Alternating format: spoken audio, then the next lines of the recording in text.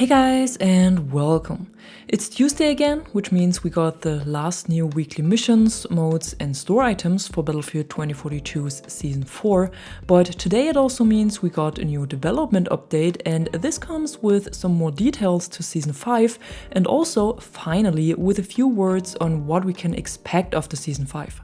And while during this update we didn't get many new details that weren't already shared by content creators who got early access to this info, the last seconds were actually the most interesting part.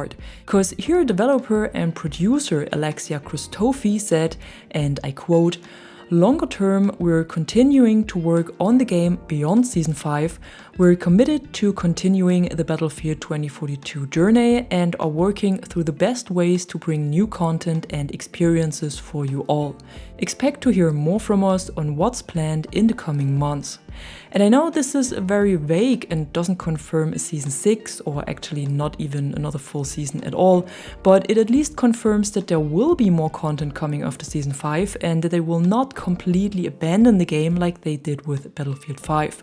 And I think that's a pretty good sign to the community, and also that they finally broke the radio silence about this and at least give us a little bit of info so we know what's going on.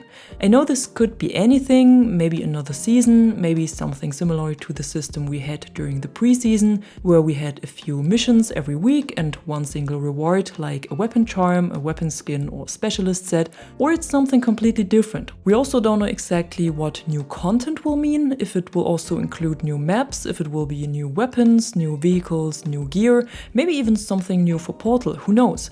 Or it's really only cosmetic items. Let's see, but at least knowing that there will be something after Season 5 and that they won't give up on the game now is good news.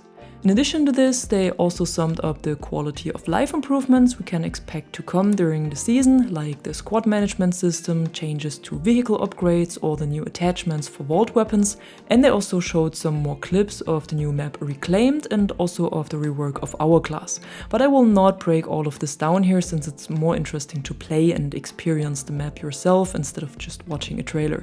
And like I said, besides this, there were not so many more details about the season. We also don't have a new specialist this time, so there are no abilities or gadgets to show and explain. If you should have not watched the full trailer yet, I would still highly recommend to do this, because it's actually a good overview of everything, and you can find a link to it in the description below.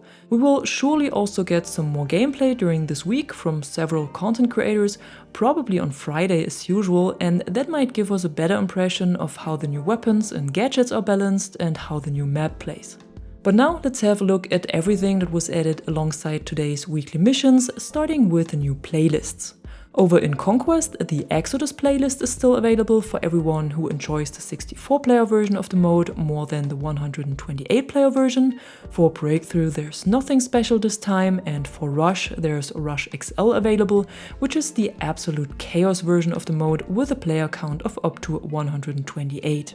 Over in Portal you can find 2042 Infantry Conquest and Classic Conquest today, with Infantry Conquest as normal 64-player version of the mode with very limited vehicles and without any tanks and aircrafts, and Classic Conquest also as 64-player experience, but only played on the two Battlefield 1942 maps El Alamein and Battle of the Bulge, and of course with the era soldiers, weapons and gadgets. A quick reminder here, during the next 8 days, Portal modes will still swap every day and not only twice a week, so be sure to log into the game every now and again and check if there is something you like. In the item store, we didn't get any new bundle this week, just like it is every time in the last week of the season. Instead, we got another discount on an already existing one, and this is the first Fireteam bundle that costs 1000 coins now instead of 1750. It includes these burn skins for McKay, Liz and Sundance, a headgear for Dozer, a universal weapon skin, and a legendary weapon skin for the AK-24 that also changes the look of the 8R Holo Optic, the Champion Muscle Brake and the standard issue magazine. In addition, the Adrenaline legendary set for Falk is on sale for 30% off, and that's the same for the Ectothermic legendary set for Boris. Just note that these can only be bought as single skins with the discount and not as bundles. Their respective bundles have the normal price again and are not on sale anymore. And if you like to collect free items from the store just like I do, there's the Fume Fever skin for the PKP available at the moment that you can claim for free in the store within the next 7 days. If you can't see it on top of the store page, just scroll down a little and it should be there. And at the end, as usual, let's have a quick look at the new weekly missions that are again relatively easy to complete, if you even need to finish them for your battle pass or to unlock the season's tier 1 badge.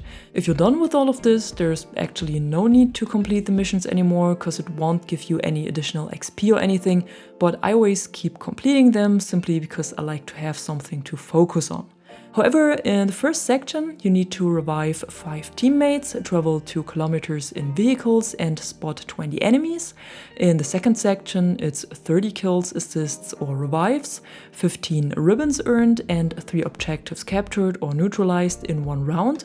And in the third section, you have to inflict 1500 damage with explosives, disrupt 20 enemies or vehicles, and earn 10 intel ribbons. For the bonus mission, you simply need to play 3 rounds of any mode. And I don't think these missions are much of a problem. The enemies spotted, kills, and assists are basically done on the side while playing, so you don't need to focus on them. And for the enemies or vehicles disrupted, I would recommend to use Blasco and simply place her infiltration device in locations with enemies around, so preferably on objective areas. Or use Casper's drone and hack vehicles or gadgets, because all enemies inside of the vehicles or around the gadgets will be disrupted as well. When doing this, you will also complete the intel ribbons you need for the third section, because for them you need to disrupt enemies or spot them. And for the damage with explosives, I usually recommend Sane or Sundance in combination with frag grenades and the SPH explosive launcher, because this works really well. And right now, the perfect mode for this is Rush XL, because there's so much chaos and so many enemies in one spot that this kind of damage is easily done. But this mode is actually great for all of the weekly missions except the objectives captured or neutralized.